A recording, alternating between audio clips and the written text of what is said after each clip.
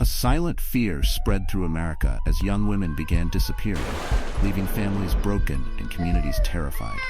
The person behind these terrible acts was a mysterious man named Ted Bundy. He seemed charming and smart, but he hid a dark side capable of extreme violence. Bundy showed hints of disturbing tendencies early in life. His aunt, Julia, recalled a time when she awoke from a nap to see kitchen knives surrounding her bed, with 3-year-old Bundy smiling beside her. Despite such moments, Bundy often spoke warmly about his grandparents and shared with Anne Rule that he identified with and respected his grandfather Samuel.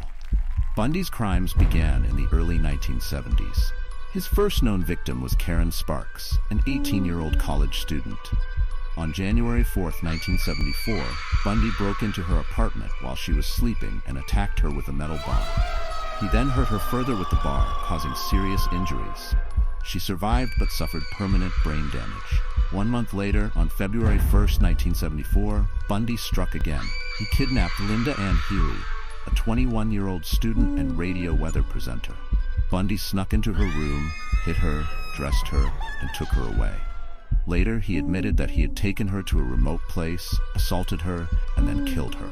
As his victim count grew, Bundy's methods became bolder. He went from breaking into homes at night to kidnapping women in broad daylight. Many of his victims were drawn to him because of his looks or because he pretended to need help, like when he wore a fake cast and asked women to help him load things into his car. Experts were puzzled by Bundy's motives. Some thought he was a sadistic sociopath who enjoyed causing pain, while others suggested he might have had a mental illness. Bundy himself gave mixed reasons for his actions, blaming a rough childhood, alcohol, and even violent media. Bundy's shocking crimes didn't end with murder.